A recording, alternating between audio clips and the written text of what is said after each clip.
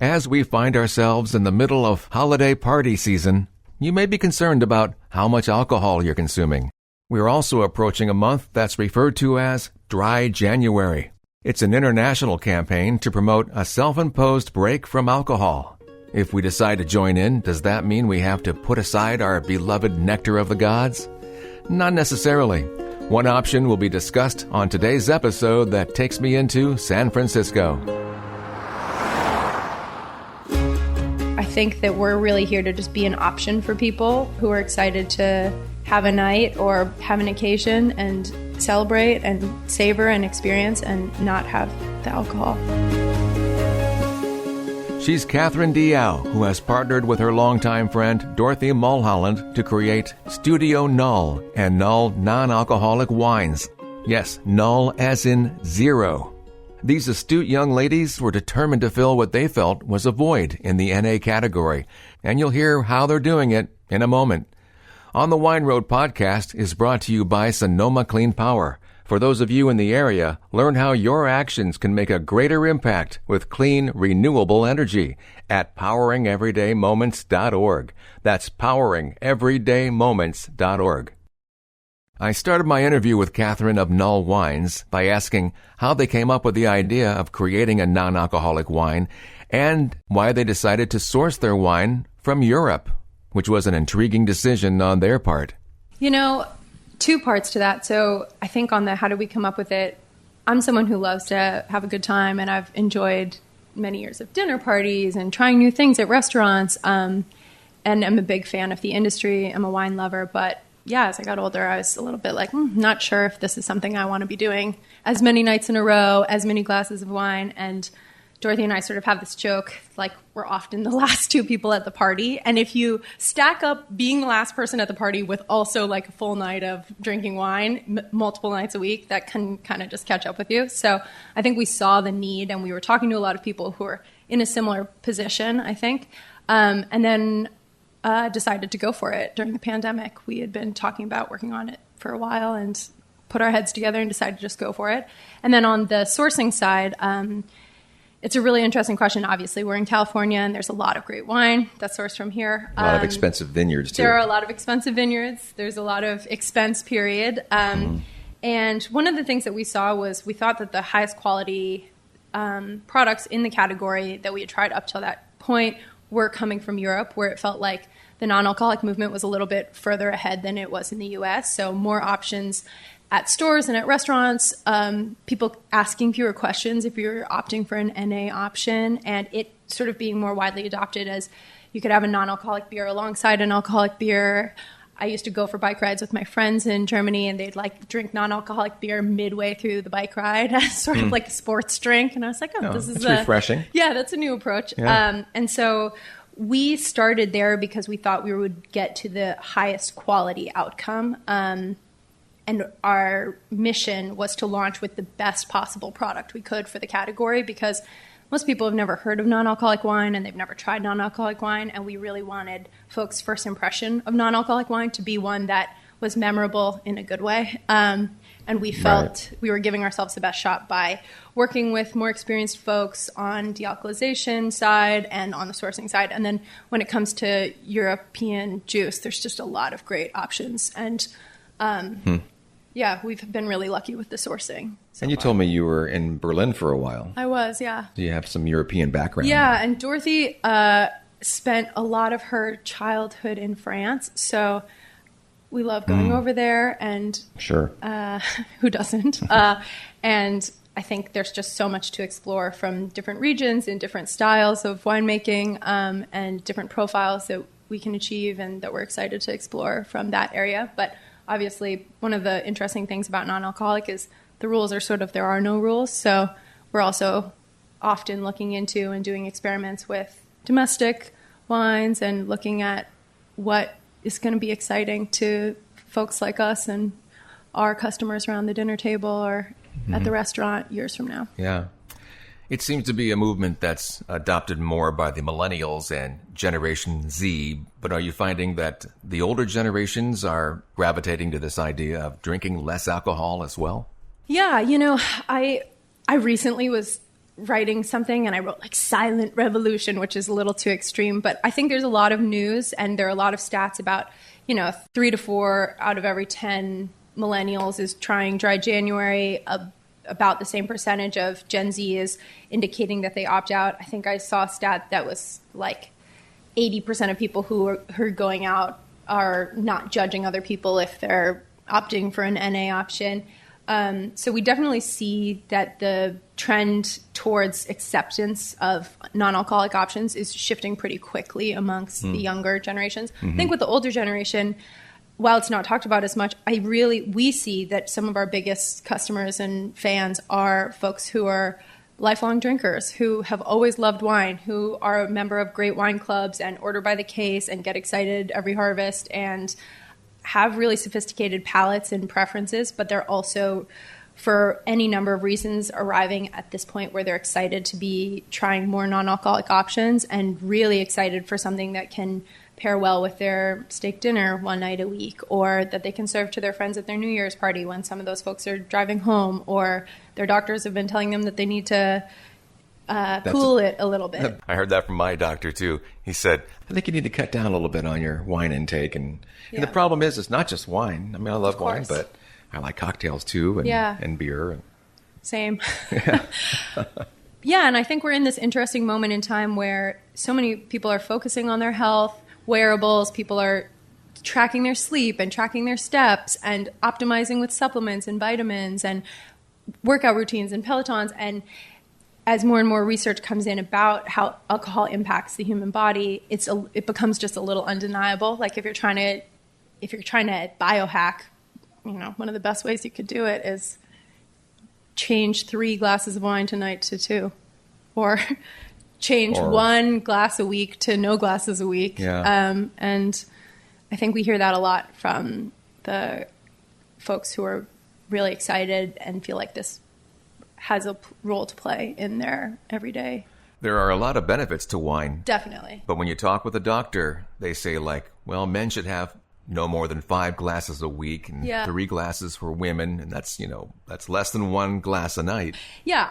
There's a ton of different research studies about what is a quote unquote safe amount of alcohol to be consuming. And I won't weigh in on that. I'm not a medical professional, but you see studies as stringent as kind of 0 is the safe amount, and others that have a little bit more lenience. Obviously, I think we live in a world where people are adults and making their own choices and have their own taste preferences. And, when I said before, definitely there's upsides to wine, I think one of the things that's really interesting about the non-alcoholic wine space is it can kind of maybe even psychosomatically fill a lot of the role that traditional wine, the quote-unquote benefits of traditional wine. I think gathering, folks having those great kind of elevated gastronomic experiences, caring about the craftsmanship, caring about the way that the grapes are grown, caring about the role that it plays in celebration. I think all of those things are kind of like what makes life interesting. Variety is the spice of life a little bit. And they can be part of that. Yeah, and I don't think anyone's looking to smooth that out or take those experiences away. That doesn't, fun is fun. And I think, and we all need that. And we all need it. And we all need reasons to celebrate and to be in the moment and enjoy with each other. So I think there's a lot of upside to just being able to continue having those moments in whatever makes sense for individuals. You were talking earlier about being the last ones to leave. Maybe you were the first ones to arrive too, but oh my God, that does also happen. There's a quote I came across. These non-alcoholic wines are for those who want to live and drink on their own terms. Right. A quote from one of you two. Yeah, exactly. And I think that really captures the ethos of Studio Null. We weren't trying to make a brand that's, quote, better for you or telling you how to live your life. We get it. Sometimes it's you want to have a great night and you're out and kind of making the choices that make sense for you in the moment. And I think that we're really here to just be an option for people who are excited to have a night or have a moment and have an occasion and celebrate and savor and experience and not have the alcohol along with that. You briefly touched upon this, too, when we were talking earlier. The so-called pink elephant in the room is the quality of the wine. Yeah. Non-alcoholic wines do taste differently than what people are used to. And are you finding that people are developing their palate to appreciate the flavor of your wines? Yeah, it's a great question. And I think what we're seeing is, people are definitely developing palates for non-alcoholic wines. But I think like with any really new kind of category or subcategory, and I don't know that this is an exact one-to-one comparison, but natural wine, we see a lot of folks adopting a taste preference for a category of wine that maybe they didn't have that much exposure to before, or is funkier than something that they had experienced in the past. It looks different, smells different, and I think a lot of having a good experience drinking something new is about two pieces. One is about priming, which is like, what are you expecting? What have you been told it's going to be like? What are you smelling? What are you seeing?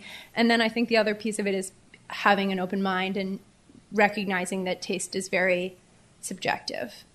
True. And that something that tastes great to you might not taste great to other people and vice versa. And so what we suggest to folks is just that they approach it with an open mind, and we love hearing their tasting notes and feedback and thinking through how that olfactory experience is hitting them and how that can evolve. But yeah, I think folks don't do themselves any favors in the category by saying this is going to be Screaming Eagle if it's not. That's not what we would recommend as the priming experience. But I think coming at it with an open mind and telling folks about where these wines are coming from, I think helps them a lot. And we've worked pretty hard to try to have our wines have that varietal expression, have that sense of place and sense of moment in time. So I do think for some folks that comes across and they're really excited to have that experience. But well, as people get into drinking wine, they start with something simple like Chardonnay or Boone's Farm in my case.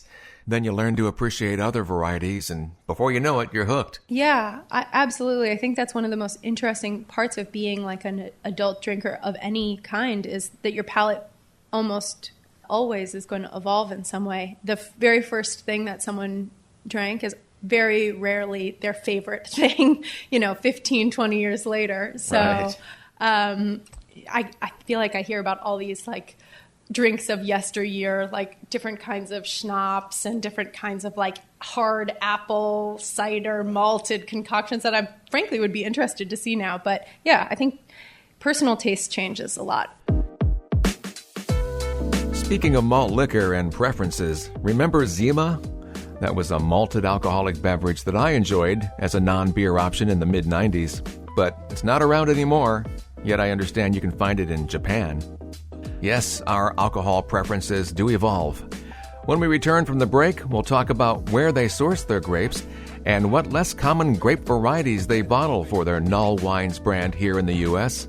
When On the Wine Road podcast continues. As the leaves change and the air begins to turn crisp, it's the time of year when we gather with friends and family, creating memories. Sonoma Clean Power is honored to power these times.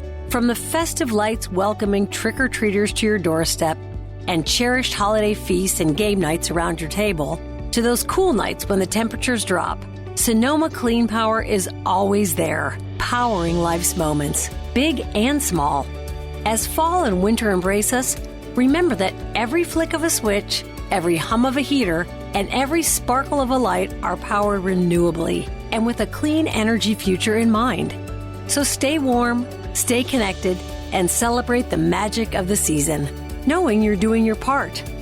Learn how your actions can make an even greater impact at poweringeverydaymoments.org. Sonoma Clean Power. Powering your moments, powering your life. Now, getting back to my conversation with Catherine Diao of Null Wines, you'll hear about the varietals they're bottling coming up, but now she'll touch upon their desire to source the grapes and wine from respected, award-winning, organic, or sustainable vineyards. Yeah, we've really tried to approach sourcing in a kind of top priority way, which is like, as consumers, we're really excited to have transparent access to ingredient lists and understanding where our food is coming from. It's important to us that we be sourcing from places that are sort of upholding both the values that we hold as a brand and are bringing kind of an innovative element to looking at the future. So I think we're really excited about sourcing from mostly family-run vineyards who have an eye towards sustainability and are really thinking through what, as climate change impacts the way that people grow and the way that people consume, like how are they going to play a role in shifting that towards the positive. Great. Do you want to talk about the different releases you've had? Yeah, so far? I'm happy to. I would love to. Tell us about the first release of Null Wines. Yeah, so we had a sparkling rosé, and that was one that folks really loved. It was from the Rheinhessen. And, you know, sparkling rosé looks great in glass. It was a very light color. And all of our releases have a drier profile, so we try to not have that super sweet moment for anyone. We try to keep the bubble pretty fine. And we also had Blanc Burgunder, which was a Weiss Burgunder kind of blend, which, you know, a lot of folks had never seen that word. It's sort of a Pinot Blanc, Pinot Gris moment. Burgunder is Pinot. Right, exactly. Pinot Noir over there is Spätburgunder. Yes. And then we had a wine called Prickly Red, which was a lightly carbonic Tempranillo Syrah from Spain. You know, I think the reds are difficult to do, and that one is what we call divisive, but it's also like a fan favorite and is a wine that sold out very quickly. So we're really excited about kind of continuing on in that vein, because I think that lightly carbonic element, especially for reds in the non-alcoholic space, can do I think a a little lot. fizz does kind of mask some elements that you may not be happy about in a red non-alcoholic wine. Yeah, and I think for us it was really about giving folks an exciting experience and the mouthfeel element with a little bit of fizz, where it's almost like you can't quite place it. That's like those moments of intrigue are very helpful. And it was a pretty dry one, and it had some of those mouth drying, more tannic elements. So that was the first release, and it was a exciting place to begin. So that sold out. Yeah. Then you had a second release. Yes. Gruner Weiss. Gruner is actually part of our third release, so I'm happy to tell. But So the second was just the Garnacha and the sparkling Verdejo. Yes, exactly. I really like that sparkling Verdejo. Yeah, I had that. you. Yeah, we were really happy with that one as well. And the Gruner Weiss just came out recently. Yeah, so I got to try that too. Yeah, I actually that was nice. have I'd be interested to hear what your thoughts were on it. But yeah, we really excited about the Gruner Weiss. It's from Austria, you know, with a kind of classic Gruner. Yeah, the Gruner Veltliner. Yeah, and Gelber Muscateller in there, and I feel like that combination, which is not very common, yielded a pretty interesting aromatic result. And what we wanted was something that was going to convey a sense of place and give people that kind of crispy, mineral edge, exciting, refreshing sip. And I feel like folks have been really happy with it so far. So it's my favorite personally. Like, it's the one that I keep in my fridge. So yeah. Well, you're going to the right locales. I mean, the Garnacha is from Spain, and as well as the Verdejo from Rueda, Spain. Yes. Which is also, it's very popular up there. Yes, exactly. And I think that there is, you know, you're in the wine industry and you're seeing folks who are working on wine around the state and potentially around the world. And I think that's a really interesting element of non-alcoholic wine, is because we're starting with fully fermented, like full alcohol wine, like we can source from anywhere that wine is made. And I believe that that's where the category is headed, that we're going to have shelves of lots of different kinds of profiles and expressions from lots of different regions. And I think we're really on the ground floor of what's going to be an exciting category. So all of these regions, there are amazing wines coming out of these places, and we're really excited to partner with folks who are open-minded to what tomorrow's drinker is going to be looking for, which is potentially lower alcohol or no alcohol, and not in a way that's either or, but it can be and. And good for you for being in the forefront. Yeah, well... You're certainly not the first, but... No, we're definitely not the first, but I think we honestly waited for a couple of years for there to be something that we were excited about, and when we didn't see that coming, we figured, let's just, if it's not coming, let's go and make it happen. Nice. Yeah. I like the Gruner Weiss. It's just a nice drinking white wine. Yeah, thank you. Yeah. One thing I like to ask people is, does it compare to what your typical wine preferences would be. You know, like sometimes we have folks who are into fuller body red as their kind of go-to weekend drink, but in the non-alcoholic lineup, they love the sparkling. Or are you traditionally a white fan, like a Austrian white fan? Not necessarily. Yeah. I've learned I get used to the Gruner flavor because I've done some tastings with Wine and Spirits magazine, and they've come across some Gruner. And I've always enjoyed a Sauvignon Blanc, but I don't really care for the ones that are really grassy and a lot of flavor on mid palate. Yeah, and I'm interested to know, as someone who obviously has tried a lot of wines and thinks about wine a lot, like how do you approach the category of non-alcoholic, or what do you think about it? Is it exciting to you, or are you a little skeptical? I think even in some of the first approaches that we sense from people, they're kind of like, is this going to be grape juice? Is this going to be soda? You know, how bad is this going to be? And so we always aim to pleasantly surprise. I would say I would never think of it as grape juice. Yeah. There's definitely more going on there. Yeah. I prefer reds, and I love a good full-bodied Garnacha. Yeah. But it's hard to have a full-bodied wine when you're de-alcoholizing it. Yeah, definitely. So it's a flavor that you have to get used to. Yeah. And is it being de-alcoholized in Europe? Yeah. So we have de-alcoholized in Europe, and then we bring it over. You want to describe the process? Sure. So there are a couple ways that folks are trying to achieve sort of a non-alcoholic result. The way that we approach it is through vacuum distillation. So I don't know if you're familiar with that, but... Is that the spinning aspect of it too? Yeah. So there's vacuum distillation actually used in a lot of more traditional winemaking. If wines are coming in hot, folks will often use the cone to bring them down a bit. We are using a low temperature vacuum distillation process, so we can distill out the alcohol at a lower temperature, preserving more of the aroma and flavor and kind of spirit, I would say, of the wine. And we've been pretty happy with the result on that. Folks use reverse osmosis as well, but that can be a very resource-intensive way to approach dealcoholization. And then, of course, you've got folks who are making non-alcoholic wine alternatives, I would say. So never alcoholic to begin with, layering juices and teas, botanicals. But you also see a lot of kind of funny, you could have some funny notes and funny flavors in there. Maybe there's some pepper, maybe there's some ginger to try and replicate the burn. Right. And those can be interesting drinking experiences because you can kind of play the like, what's in this glass game. But we tried to stick to keeping the non-alcoholic finished product as close to the original as we can and not adding any flavors or colors or things like that. I'm just fascinated that it can even happen. Yeah. That you can take alcohol out of a wine. Yeah. Or any beverage.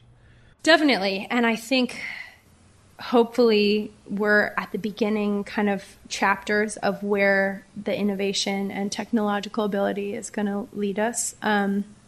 Because I think people are always excited to have drinks that are sort of pushing the envelope in terms of both the taste profile and the way that those tastes are being achieved.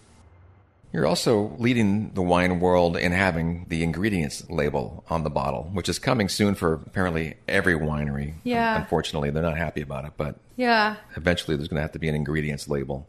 Yes. On the bottle, not just saying sulfites added or whatever. Is Ireland the first one who's doing that? Or there are going to be some regulatory changes, I think, as time goes on. We are really happy to have full nutrition facts listed on every bottle, as well as the ingredients list, and we have transparency about our sourcing as well. And that was something that was important to us from the beginning, just because as consumers ourselves, we are often looking at great bottles of wine, asking that question, and it can be kind of frustrating to feel like it's a really opaque experience when so much of winemaking is about the amazing storytelling that goes into how something is made, where it's coming from, who's working on it. So we just felt like it was really important from the get-go to have that information available for consumers. That's great. Yeah, that's nice. So when's the next release coming, and what will that be? Oh, it's a good question. So we're working on it right now. We're very excited. I don't want to give too much away just in case, Is that because you don't have an answer yet? Well, no, because you have to work on these things quite a bit in advance. So I do know what they are, and I will say I think fans of release ones Red will be pretty excited about our next release. That looks interesting to me, too. I wish I could have tried that one. Yeah. The prickly red with Tempranillo and Syrah. Yeah. So I think those folks are going to be happy. They'll be happy, okay. Yes. And maybe some more sparkling, of course. Yeah, I mean, sparkling, you got to have it. It's just... Yeah. It's a good time. time. It works well. Yeah. I find that to be a great place to start with folks who've never tried any non-alcoholic wines before. I think sparkling is often a fun first step. Sure, yeah. And everybody loves bubbles. Yeah, everyone loves bubbles.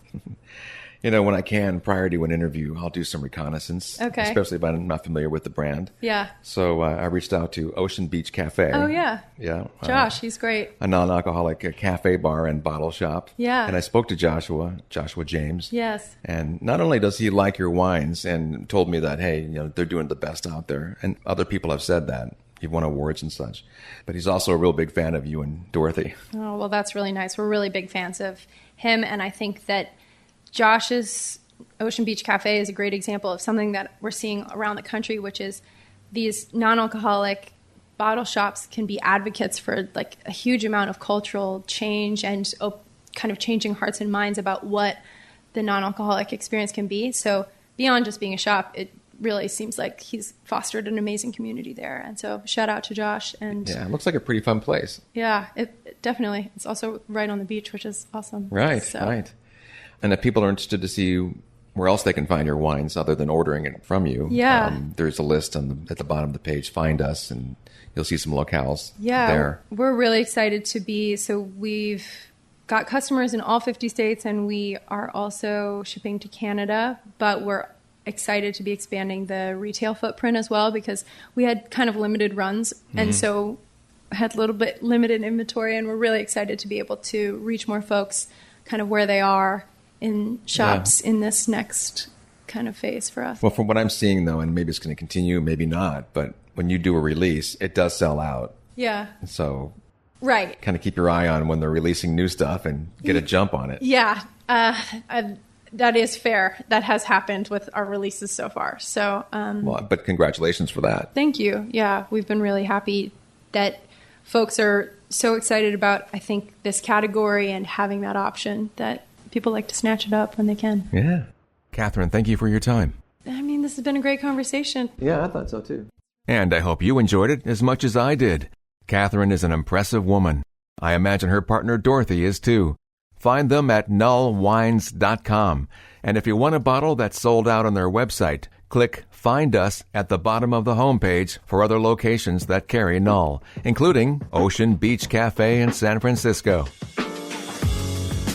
Thanks for listening again today. Find images, wine trivia, and previous episodes at onthewineroad.us. I'm on Instagram as JD Wine Road and on Facebook at On the Wine Road. The show's theme is by Marscott.